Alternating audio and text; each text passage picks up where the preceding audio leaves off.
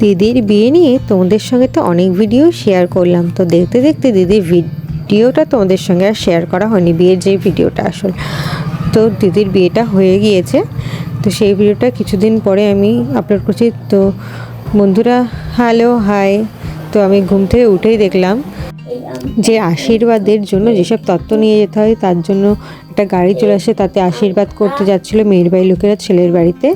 তো এখানটাতে কাকু আর কাকিমা তাদেরকে তুলে দিল। কাকু যেহেতু যেতে পারবে না, বৃদ্ধির জন্য বিভিন্ন নিয়মকানুন পালন করতে হয়। তো তারপর আমি স্নান করে চলে আসলাম দেখতে যে দিদির বিয়ের কাজ কতটা আগালো। তো এখানে তো বৃদ্ধির কাজে শুরুর জন্য সব রেডি হচ্ছিল, এখানে সবাই মিলে তো একটু হ্যালো হাই করে দিল কাকিমা দিদিরাও। এই হচ্ছে ব্রাহ্মণ কাকু যে আমাদের বিয়ের নিয়মকানুন পালন করছিল। এখানে বৃদ্ধির সমস্ত নিয়মের জন্য যেসব জরুরি সেইগুলো জোগাড় করে নিয়েছে। তারপরে দিদি হলো দিদি আমার, দিদিকে কেমন লাগছে বৃদ্ধির লোকে কমেন্ট করো। আর এখানটাতে কাকু বসে গিয়েছে বৃদ্ধির সমস্ত কাজ পালন করতে। আর এইদিকে আমি আর দাদা চলে গেলাম আমার পুরনো স্কুলের স্মৃতিচারণ করতে করতে বাদুড়িয়ায় একটু কাজ ছিল, সেগুলো কী কাজ একটু দেখতে থাকো, লাস্টের দিকে তোমাদেরকে সব কিছু দেখিয়ে দেবো। তো বন্ধুরা মায়ের জন্য একটা শাড়ি কেনা ছিল, তার আগে দাদা চলে আসলো, দাদা একটা পাঞ্জাবি রিটার্নের জন্য। তো সেখানে বললো কি মানে দাদা যে পাঞ্জাবিটা যাচ্ছিলো একই কালারের একটা ছোটো সাইজের পাঞ্জাবি, সেটা পেলো না বলে তাই আমরা চলে আসলাম সব কিছু কেনাকাটা করে, যা যা কেনাকাটা ছিল। এই হচ্ছে দিদির গায়ে হলুদের লুক। তো এখানটায় দিদিকে প্রথমে গায়ে হলুদ করিয়ে নেওয়া হচ্ছে ভিতরে, মানে এটাই হচ্ছে আসল গায়ে হলুদ যেটা ছেলের বাড়ি থেকে আনা হয়। তো ছেলের বাড়ি থেকে অবশেষে হলুদ অনেকটা দেরিতে এসে, তো সেইটাকে নিয়ে গায়ে হলুদ করে নেওয়া হলো। এইবারে তারপরে বাইরে গিয়ে মানে কলাতলায় গিয়ে এখানটাতে আর কি কলা পোতা কলা গাছ জায়গায় কলা পাতা পোতা হয়েছে, সে কলা গাছে গিয়ে ওখানটাতে গায়ে হলুদ হবে দিদির। তো এখানটাতে কাকিমারা সবাই মিলে চলে আসলো জল সইতে। তো আমাকে বারবার ডাকছিল যে কাছে এসে দাঁড়া, তার জন্য আমি কাছে এসে ভিডিও করছিলাম বলে সমস্ত কিছু তোমাকে দেখাতে পারলাম না। ওখানটাতে একটা ঘটি রাখা ছিল, যেই ঘটি জল দিয়ে দিদিকে স্নান করাবে, সেই ঘটিটাকে প্রথমে আরতি করে নেওয়া হলো, তারপরে ওতে কষে করে জল করে ভরে রাখা হচ্ছিলো। তো এখানে দেখো দিদি আর পিতির সাথে নাচ করছিল। আর এখানটাতে দেখো আমাদের একটা বাড়িতে যাওয়ার নিয়ম আছে, যেখানটাতে গিয়ে একটু মানে কিছুক্ষণ দাঁড়িয়ে পূজাস্ত্র একটা নিয়ম রয়েছে, সেই নিয়মটা পালন করে চলে আসা হলো।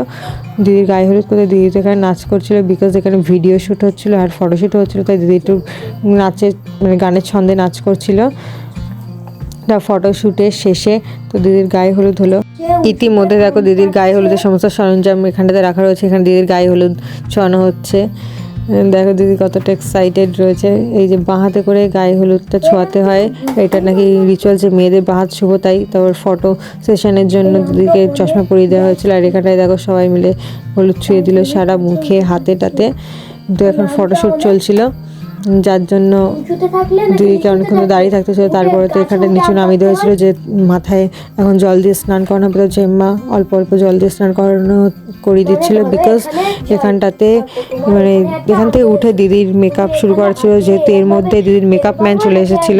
তারপরে দিদির স্নান সারার পরে একটা সুতির কাপড় জড়িয়ে নিল, তারপর যে রিচুয়ালসগুলো পালন করা সেই রিচুয়ালসগুলো পালন করে নিল। পালন করার পরে দেখো সন্ধ্যা হয়ে গেলে আমি সঙ্গে সঙ্গে সাজতে গুজতে বসে গিয়েছি। তো আমার পুরো লুকটা তোমাদের সঙ্গে শেয়ার করবো, অবশ্যই একটু দাঁড়িয়ে যাও। তো আমার লুকটা পুরোপুরি কমপ্লিট হয়ে যাওয়ার পরে আমি তো চলে এসেছিলাম জেম্মাদের বাড়িতে, যেখানটায় দিদি মেকআপ করছিল। তো আমি দিদিকে জিজ্ঞাসা করছিলাম যে তোমার বিয়ে করতে কেমন লাগছে, বলে দিদি বলছে খুব ভালো লাগছে। দেখো মুখের রিয়াকশানটা আমি প্রশ্ন করার পরে। তো দিদির এখানটাতে হেয়ার চলছিলো, মানে হেয়ারের কাজ চুলের কাজ চলছিল।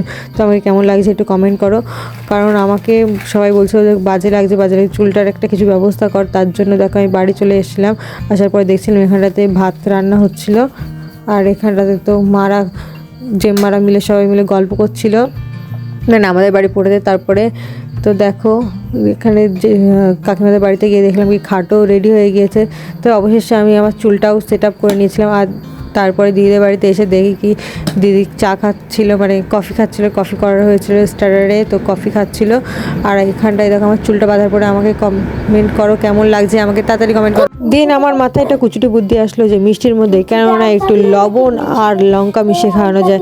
তো তাই রীতিমতন আমরা হচ্ছে লবণ আর লঙ্কা মিশিয়ে নিলাম আর এখানটায় দেখো একটা জলের মধ্যে লবণ গুলতে বলেছি 3-4 চামচ, আর সেখানটায় দেখো ও একদম পুরো গ্লাস ভর্তি করে লবণ দিয়ে দিয়েছে। আর তখনই দেখতে পেলাম যে জামাইবাবু চলে এসেছে। তো জামাইবাবুর গাড়িটাকে ওয়েলকাম করার জন্য আমরা চলে আসলাম। তারপরে একটু বাতি দেখিয়ে জামাইবাবুর মুখ দর্শন করতে হয় শালাদেরকে। তো তারা ওই রিচুয়ালস পালন করার পর শালাদেররা মানে শালারা তাকে পাঞ্চা করে ধরে নিয়ে আসলো। এটা রিচুয়ালসে রয়েছে যে শালারাই হচ্ছে জামাইবাবুকে পাঞ্চা করে ধরে ঘরে নিয়েছে। তারপর আমরা গেটটা ধরলাম।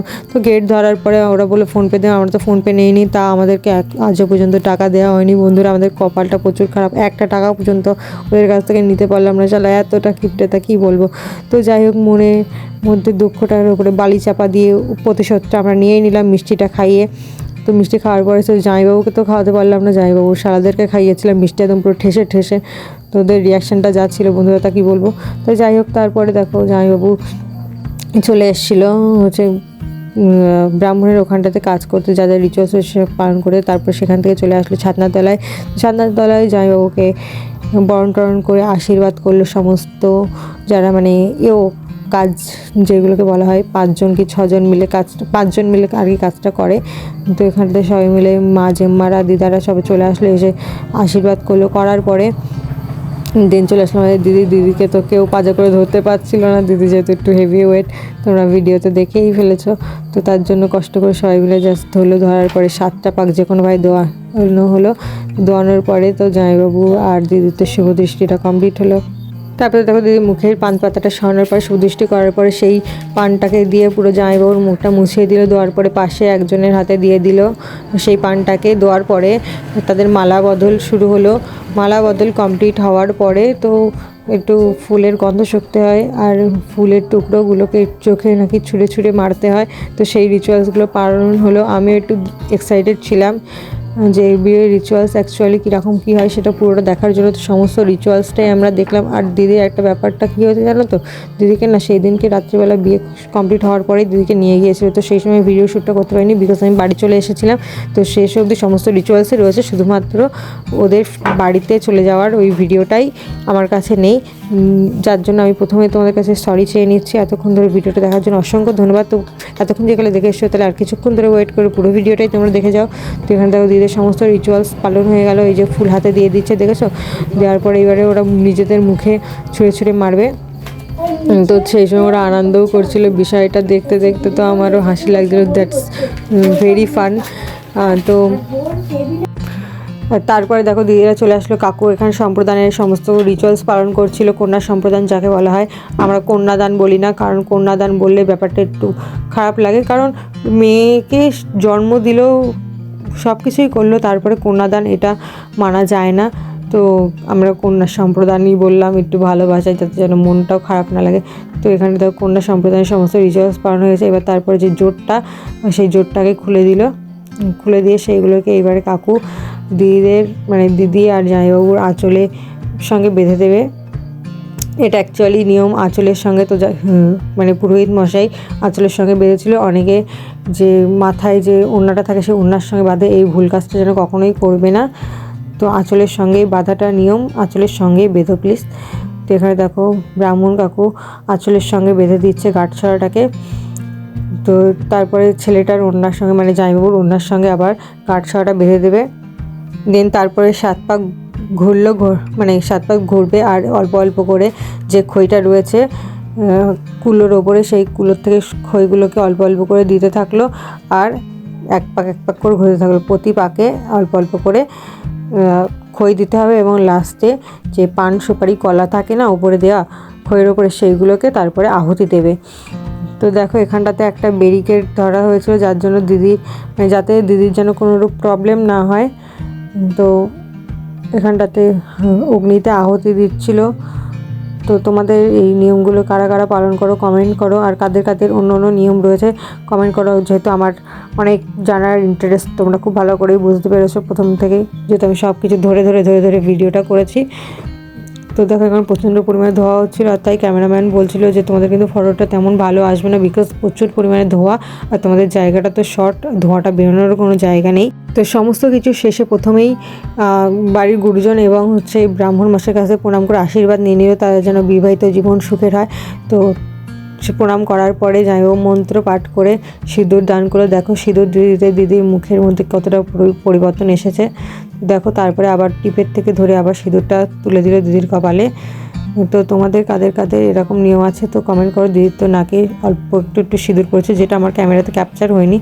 তো তারপরে তো আমি আবার চলেও এসেছিলাম, যেহেতু আর বেশি করে দিদির ফটো তুলতে পারিনি। এখানে দেখো 3বার দিদির সিঁদুর দান করা গেছে এবং লজ্জাবস্ত্র দিয়ে মুখটা ঢাকা হয়ে গেছে। এরপরে দিদিরা চলে গিয়েছিল, তো আমিও বাড়ি চলে এসেছিলাম। টাটা।